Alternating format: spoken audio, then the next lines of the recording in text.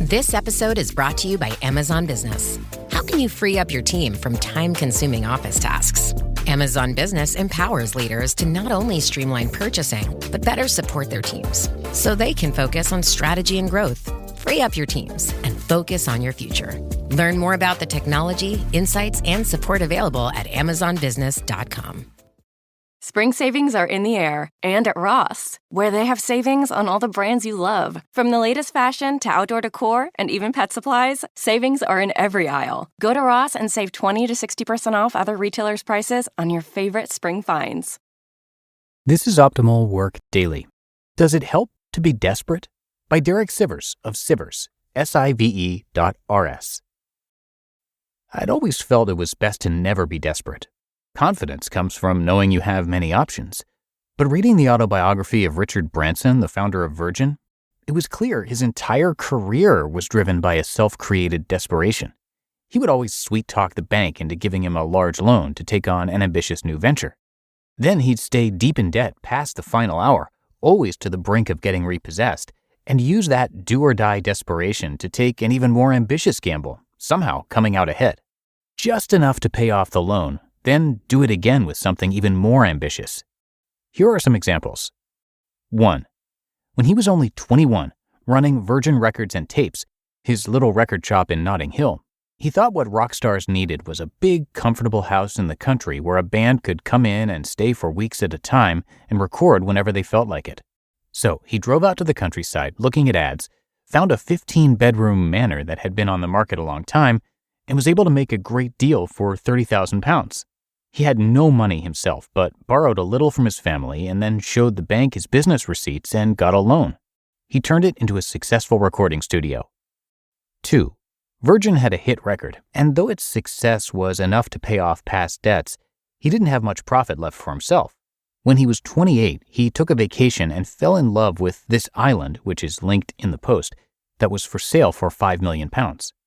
Through negotiation and luck, he was able to buy it for $180,000, but the government required that he turn it into a resort within 5 years at a cost of about $10 million, or the ownership would revert back to the government. He said, quote, "I was determined to make the money to be able to afford it," end quote. And for the next few years, he was always pushing down to the wire to come up with the money to do so. 3. During that time, Virgin Records hadn't had a hit record in years and was broke. His business partner said they had no option but to cut costs and drop artists. Richard says, quote, "I have always believed that the only way to cope with a cash crisis is not to contract, but try to expand out of it," end quote. So he decided to go deeper into debt, borrowed $1 million, signed Phil Collins, Human League, and bought 2 nightclubs. All were successful and made Virgin profitable again. And 4. Only 2 years later, he started an airline against everyone's warnings, which was so deeply in debt for so many years that it almost destroyed his other companies. He ended up having to sell Virgin Records to keep the airline from going under. But again, this sense of danger, desperation, and deep debt fueled his next 10 years of ambitious expansion. So here I am reading this, impressed but confused. I'm frugal. I avoid debt. I save most of my income and never spend more than I earn. Because of this, I'm comfortable. Is this the wrong approach? Could it actually help to be desperate? Could that drive us to new heights out of necessity? On the other hand, haven't we all seen smart people do dumb things when desperate, like signing bad deals or stealing? So what's the difference?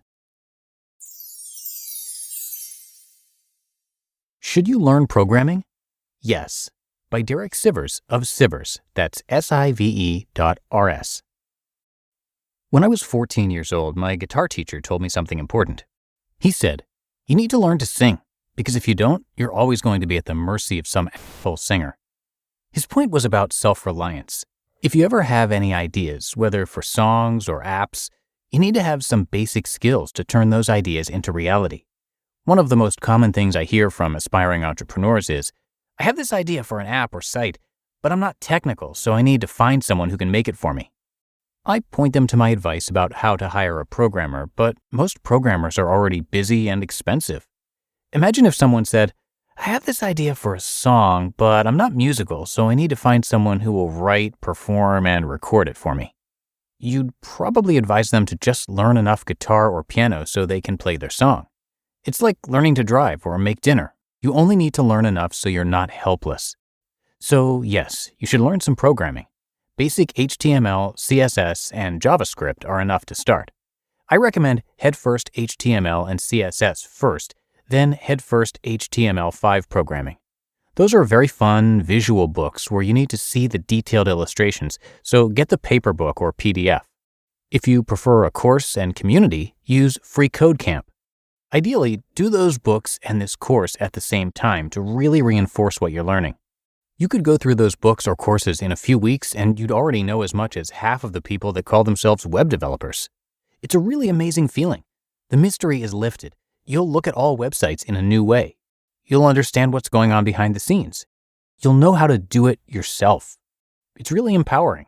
It's definitely been the most rewarding thing I've ever learned. You just listened to the posts titled, "Does it help to be desperate?" and "Should you learn programming?" Yes, both by Derek Sivers of Sivers. That's Sive.rs. You're the owner of a small business, which means you're also the tech guy, and HR, and personal assistant, and head honcho, and intern. You could use another pair of hands, like the experts you'll find at Verizon Small Business Days, April 21st through 27th. Get a free tech check, special deals, and more. Call 1-800-483-4428 or visit verizon.com/smallbusiness to book your appointment. Verizon Business. Eczema isn't always obvious, but it's real. And so is the relief from Ebglyss. After an initial dosing phase of 16 weeks, about 4 in 10 people taking Ebglyss achieved itch relief and clear or almost clear skin. And most of those people maintain skin that's still more clear at 1 year with monthly dosing. Ebglyss, lebrikizumab LBKZ, a 250 milligram per 2 milliliter injection, is a prescription medicine used to treat adults and children 12 years of age and older who weigh at least 88 pounds or 40 kilograms with moderate to severe eczema, also called atopic dermatitis, that is not well controlled with prescription therapies used on the skin or topicals, or who cannot use topical therapies. Ebglyss can be used with or without topical corticosteroids. Don't use if you're allergic to Ebglyss. Allergic reactions can occur that can be severe. Eye problems can occur. Tell your doctor if you have new or worsening eye problems. You should not receive a live vaccine when treated with Ebglyss. Before starting Ebglyss, tell your doctor if you have a parasitic infection. Searching for real relief? Ask your doctor about Ebglyss and visit ebglyss.lilly.com or call 1-800-LILY-RX or 1-800-545-5979. And thank you to Derek for letting us share his work today. He is a musician and programmer who created the popular website CD Baby, where independent musicians can sell their CDs online and even have their music submitted online to Apple Music, Spotify, and more. Around 10 years ago, owning the entire company, he sold it to disc makers for $22 million, putting most of it away into an organization he created called the Independent Musicians Charitable Trust, which will fund music education after he passes away. He's a super unique guy, a TEDx speaker, and popular writer with some great books like Anything You Want.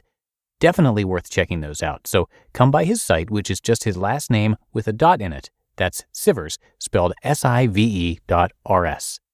But that's going to do it for today. I hope you have a great rest of your day and that you'll be back with me here tomorrow where your optimal life awaits.